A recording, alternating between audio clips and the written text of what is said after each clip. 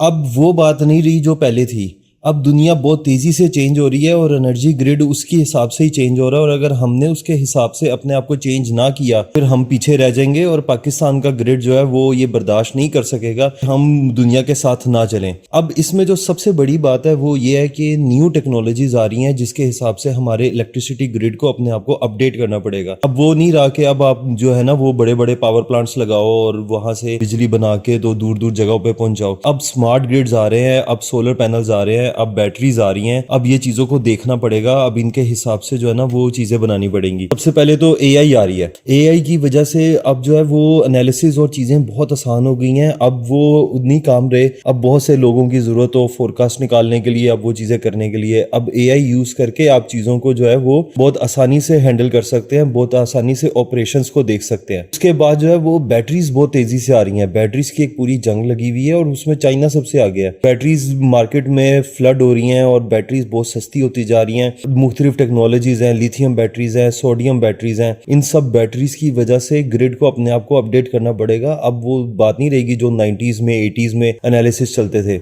अब नई चीजें, नए टेक्नोलॉजीज आ रही हैं, अब उसके हिसाब से ग्रिड को अपने आप को अपडेट करना पड़ेगा। एनर्जी बनाने के तरीके बहुत ज्यादा अपडेट होते जा रहे हैं, नए नए रिकॉर्ड बन रहे हैं। सोलर की प्रोडक्शन में सोलर पैनल्स जो यूज कर रहे हैं बिजली, वो बहुत तेजी से एडवांस हो रही है, एफिशिएंसी आती जा रही है। उसके बाद छोटे छोटे न्यूक्लियर रिएक्टर बनना शुरू हो गया। न्यूक्लियर पावर प्लांट का साइज छोटा होता जा रहा है, यहाँ तक कि अब तो एक इलाके के लिए छोटा सा न्यूक्लियर रिएक्टर बनाने का सोच रही हैं कई मुल्क। अच्छा, इसके बाद जो अगली चीज है वो ग्रीन हाइड्रोजन की तरफ बात जा रही है। सुपर ग्रिड्स आ रहे हैं बहुत तेजी से, जो है ना वो दूर दराज के इलाकों तक बिजली पहुंचाने पे काम हो रहा है। इसमें भी चाइना बहुत आगे निकलता जा रहा है। इसके बाद जो है एनर्जी का जो फ्यूचर है वो है ही टेक्नोलॉजी के थ्रू जो न्यू आ रही हैं चीजें और बहुत तेजी से चेंज हो रही हैं। अगर आप अपने आप को उसके हिसाब से नहीं चेंज करोगे तो एक डेकेड में, एक 5 सालों में आप ऑब्सोलीट हो जाओगे।